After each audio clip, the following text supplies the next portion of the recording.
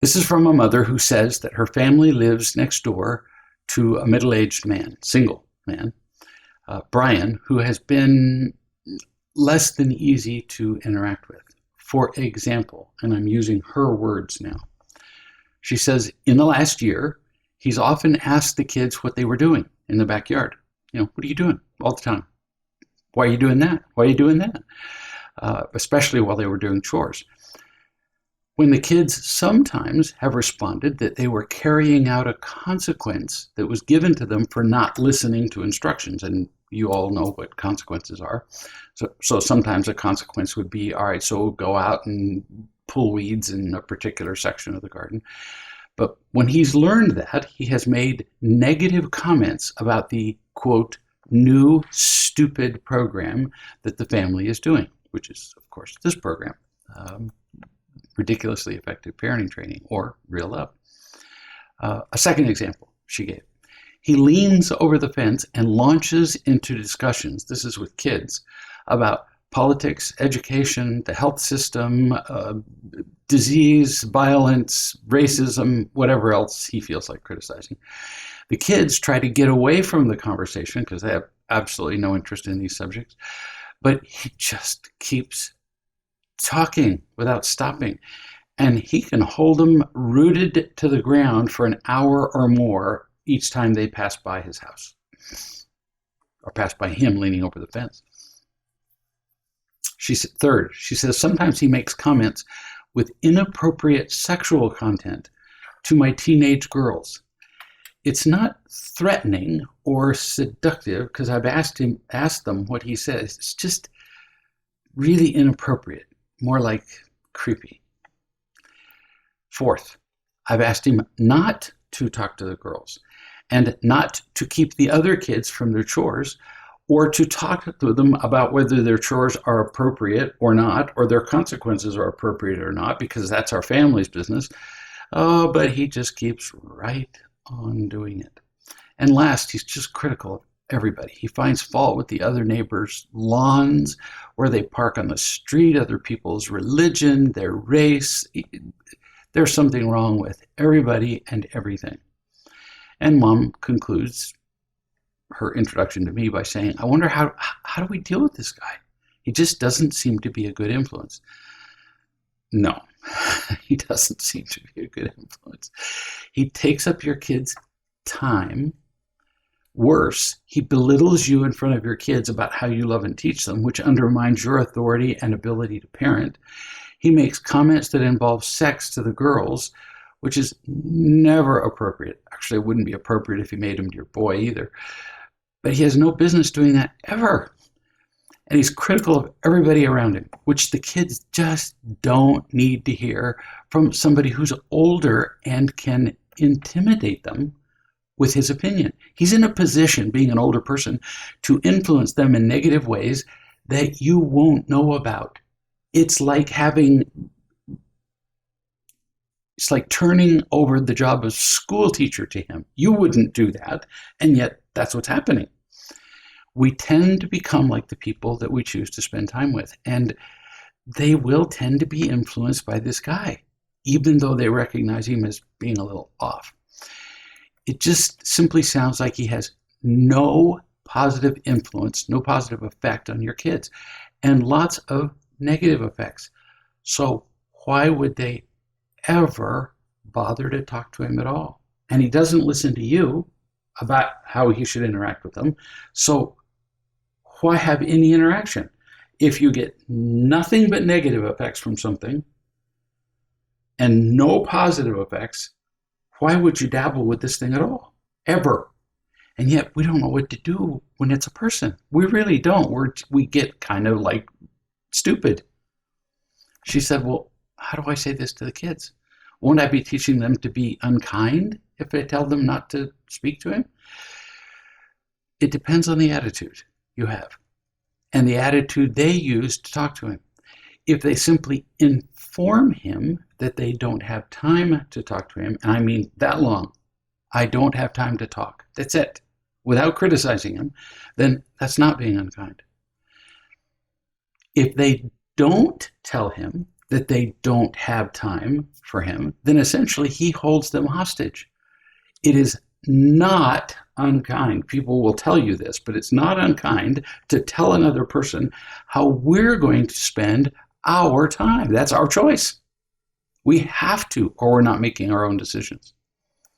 She responded to me. So I'll just tell all the kids to ignore Brian, the neighbor. If he speaks, don't respond or even look at him. I think that would work better. Don't acknowledge his existence. Anything short of that will not work, because if they say a single word, he will trap them in a conversation. I think you're smart. I initially thought, well, they could tell him we don't have time, but no, he'll argue with that too. Why don't you have time? When people are victims, when people feel entitled, no reason is ever good enough. And he's proven to be unteachable. Such people do not benefit from any conversation, so why have one? She said, so what reasons do I give to the kids for avoiding him? Do I say that he's nosy about our business and everybody else's and that the kids don't have to participate? Do I say that he pushes his opinion because he just wants to be right, that he's not interested in learning, that he doesn't listen to my requests not to talk to the girls or interfere with chores, that he's not respectful, that he's judgmental, that he's negative, that he manipulates them and holds them captive in his conversations with them? Do I tell them, what do I tell them of all that? Tell them all that. You're telling them the truth. You're telling them what the world is like. Of course, tell them all that. Now, again, your tone matters. If you say it with a snotty tone yourself, you're not doing a whole lot better than he's doing. Well, you just inform them that this is the kind of person who lives next door to them. But you also tell them, don't share any of those reasons with him. Why? Not because it would offend him. He's unteachable. He's not going to learn anything. It's not about that. But just because it will lead to more arguing. But possibly the biggest reason to avoid him is that he's a terrible example of what it means to care about people, which is what your family is learning to do. That's what kids need a lot of, is examples of adults caring. They don't need another example of selfishness. They get plenty of that at school and everywhere else in the world.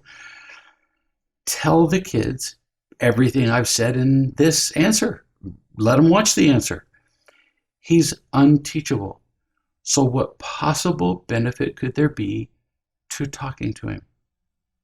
What if they try to talk to him politely? No, he'll just use that to manipulate them. Well, maybe they could teach him something. Impossible. He's proven he doesn't listen. So what's left? Silence.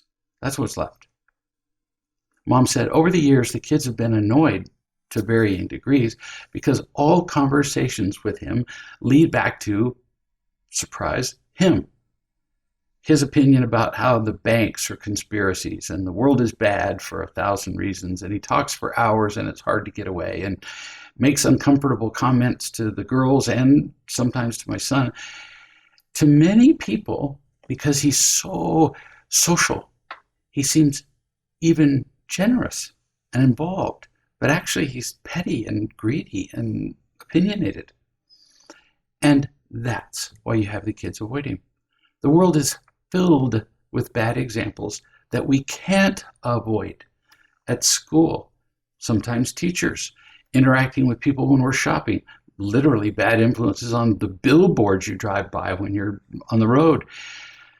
But we can avoid so many examples of being unloving and judgmental. So why not at least avoid those? Like everywhere on social media, video games, texting. And Brian, your neighbor, is one of those examples that your kids can avoid. You might warn them that when they ignore him, he will act offended in an attempt to manipulate them, and tell them that's why he's doing it. He will try to show them that they're being rude, again, trying to manipulate them.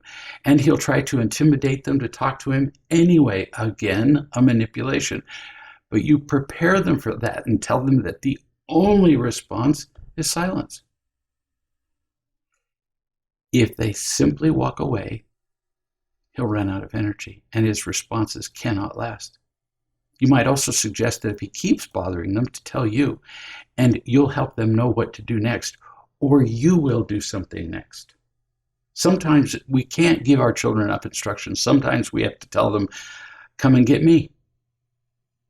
As you tell them how to respond to this man, emphasize that this is a very specific case where someone has proven to be a negative influence and unteachable. You have tried to tell him how to interact with the kids, and he doesn't listen. But they cannot indiscriminately apply this elsewhere. They can't just, for example, ignore a teacher at school they don't like. So you tell them this is very specific. They can't just ignore a policeman who pulls them over because he was rude. That won't work. As you do all of this, you'll be teaching them a lot about how to interact with difficult people. And they must learn that because there are plenty such people out there.